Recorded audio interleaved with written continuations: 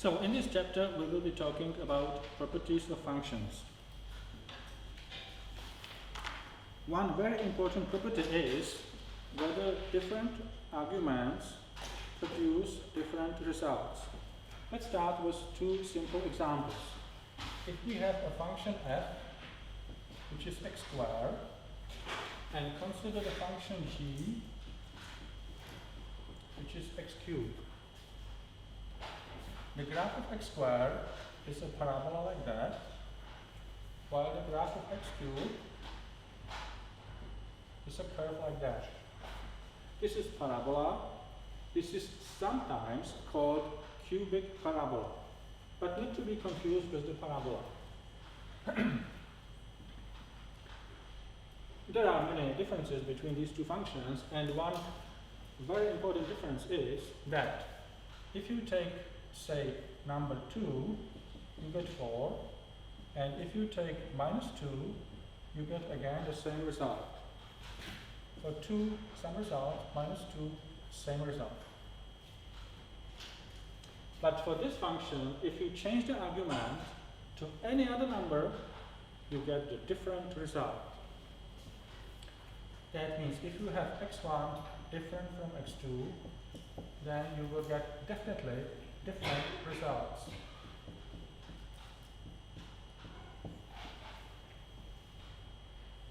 x1 different from x2 implies or means that the result f at x1 is different from f at x2.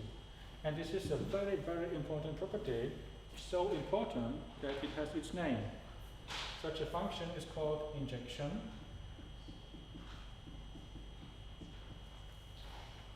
As a name. Or if you want the property of the function, then we say this function is injective. And if this is true for all x1, x2 in some set capital M, which should be a subset of the domain of definition, then we say the function is injective in this set. If this is true for all x1, x2 from the domain itself, we just say it's injective, meaning it is injective in its domain of definition.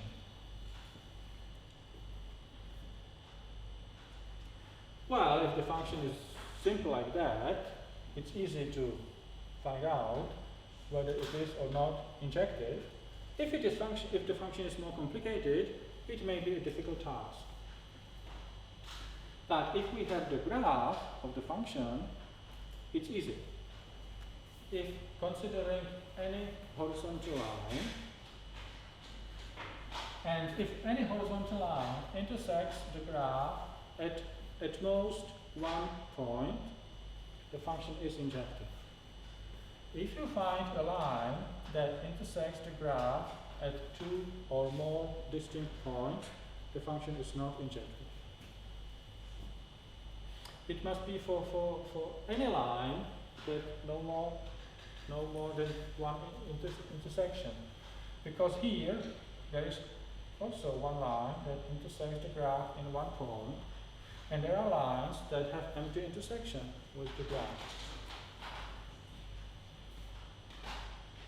This property, injectiveness, is very important for the inverse function to exist, which we will be discussed in a separate chapter. Then, some functions like this produce results that cover the whole R. So we can say that the G is onto R, while this function is not onto R because some real numbers are not results of this function. So f is not onto R. It is onto the interval from 0 to infinity. If you remember the two clouds that we used to define the function at the beginning, so if we have the function like that, it is onto this set. While if we have a function like that,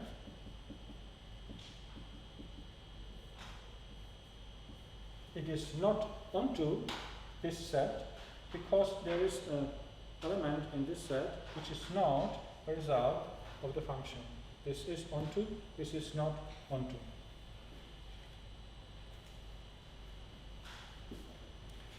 We can also revise the term injection. This function is injection, this one is not, because two different arguments result in the same result. This is injective, this is not injective.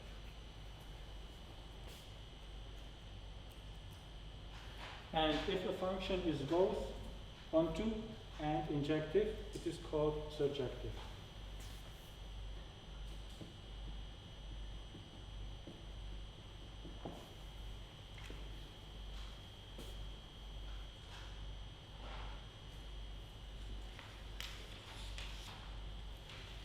Then, if we consider the function as a relation between two quantities, and the first quantity is time, we can think of the function describing some growth, some process in time.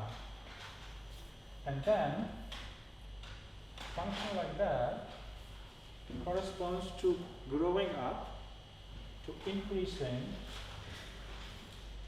and function which is graph like that corresponds to decrease, going down. And these two properties are often used in mathematics, so we want some better definition. So if we have some set M, which is a subset of the domain of definition, and if for each pair x1, x2 from the set M, it is true that x1 less than x2 implies that fx1 is less than fx2. That means greater argument results in greater results. We say the function is increasing.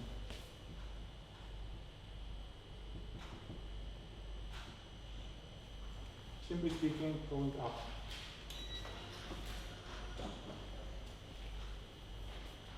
If we have that the results may be higher or the same, so that it can be like that. Then it may be increasing in some parts or constant in other parts. We call such a function non-decreasing.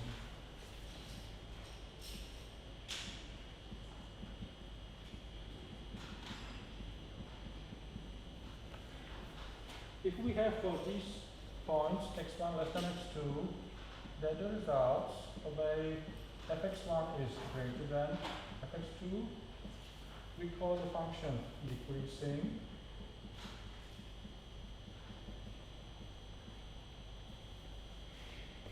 It looks like that. And if we have for any x1 less than x2, that fx1 is greater than or equal to fx2, we call it non-increasing.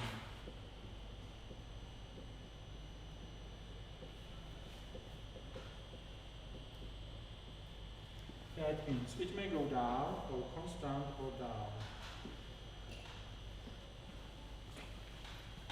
If one of these four properties is true, we call the function is monotonic or monotonic.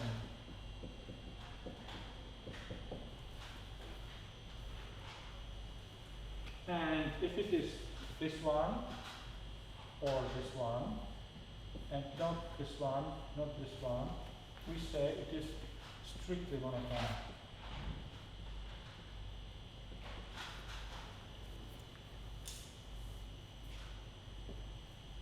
So if we go back to our functions x squared and x cubed,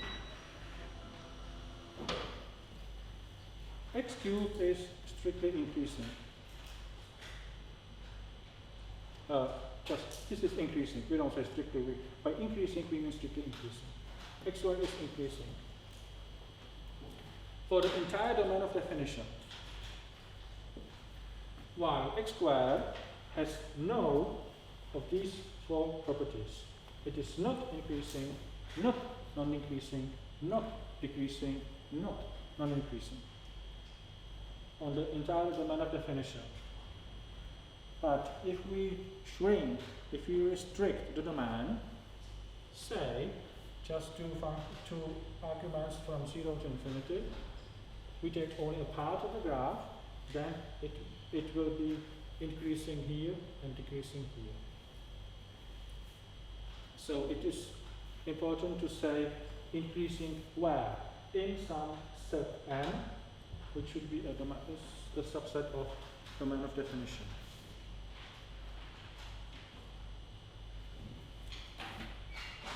Then we have an important property which is odd and even.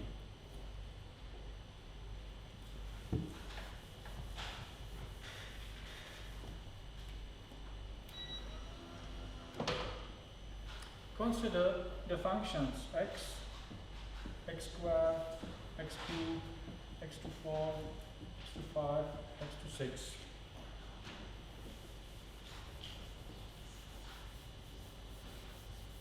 When we sketch the graph of these functions, x is a line like that, x squared is parabola, x cubed looks like this one, x to 4 is similar to x squared but not the same, x5 is similar to x cubed, and x6 is similar to that.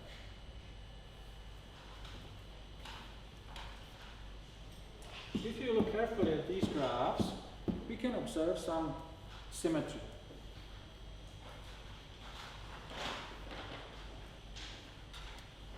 For odd exponent, the graph is symmetric with respect to the origin.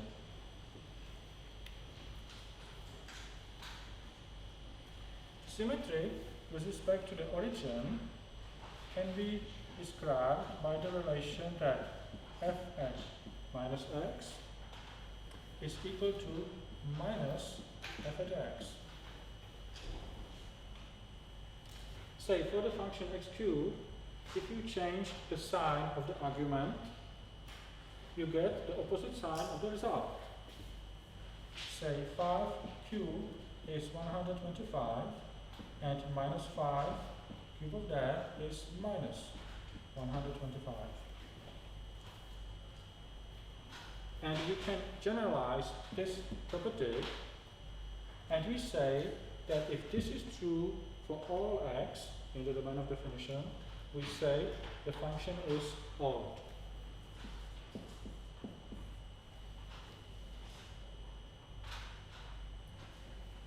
And if you consider functions x squared, x to 4, and so on, we see that there is also some symmetry, namely symmetry with respect to the y-axis. And symmetry with respect to the y-axis can be written formally as f at minus x is equal to f of x itself, without this minus. And once again, we generalize this property and we say a function is even if this is true for all x in the domain of definition. So now we have the definition of the property odd or even for functions different from these polynomials. Say function of sine is odd, while function cosine is even.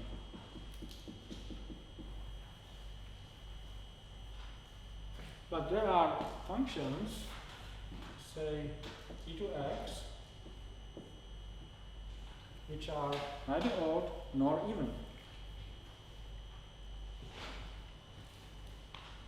For integers, we have the important classification in the sense that every integer number is either odd or even. It has always one of these two properties and never both of them. Is it the same for functions? Can we have a function that is neither odd nor even? Yes, this is an example. e to x is neither odd nor even. Unlike integer numbers. You will never find an integer number that is neither odd nor even. But for functions it is quite common. This is rather special property.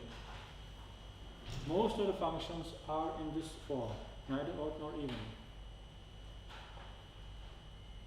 And if we have these two properties, can we have a case, can we have a function that is both odd and even? Yes, you say yes, and you are right. Function that is both odd and even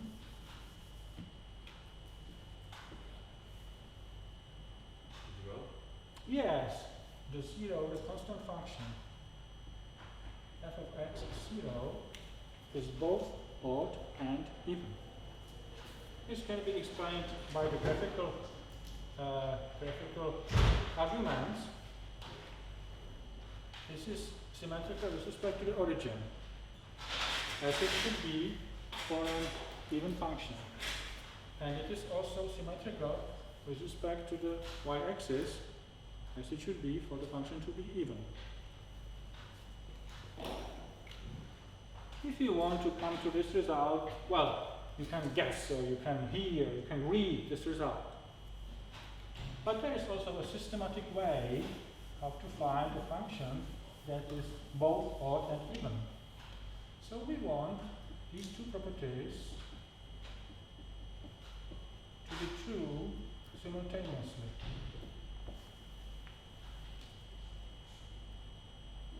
If we add these two lines, we see that f at minus x plus the same is equal to 0. So if we divide by 2, we see that f at any x should be 0. And the last property that we will discuss in this chapter is periodic function.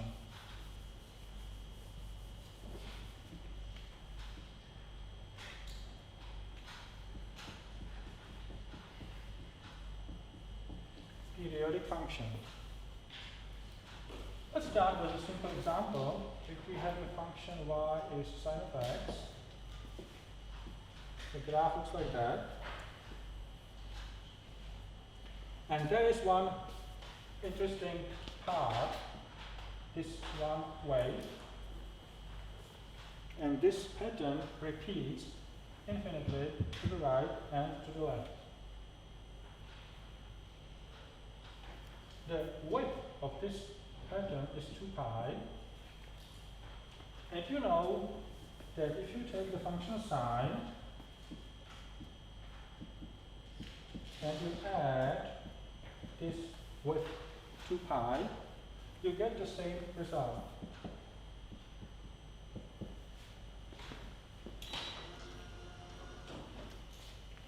We say such a function is periodic, and 2 pi is called period of the function. So the general definition of a periodic function is, if we have a function, then first, for each x in the domain, we want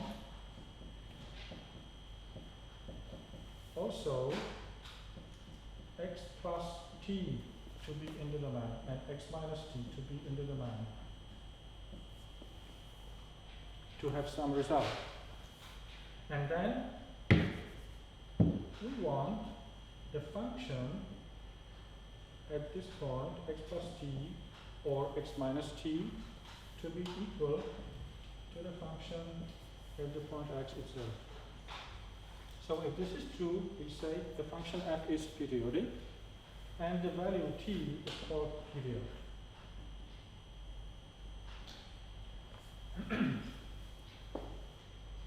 Examples of periodic functions are sine, cosine, tangent, cotangent, and some functions built using these elementary functions.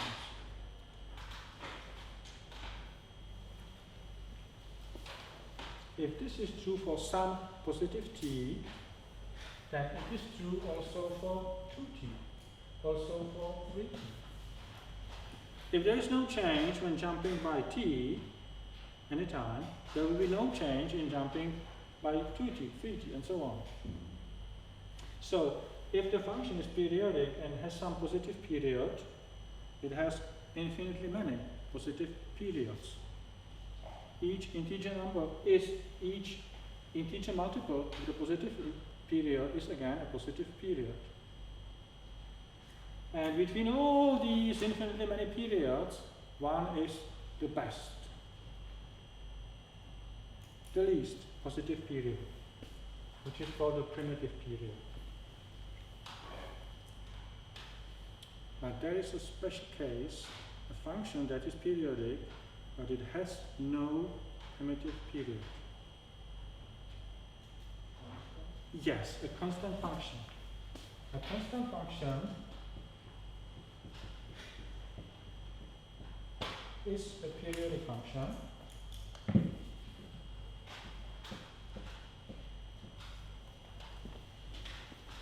Any t, any real t works as a period, but there is no least positive period. Periodic functions are important when you want to operate or process sounds using some mathematical devices, because a sound, say from some musical instrument, can be described by a periodic function as the function describing, say, the pressure of air as a function of time. So that was the chapter about properties of functions, and in the next chapter we will discuss inverse functions.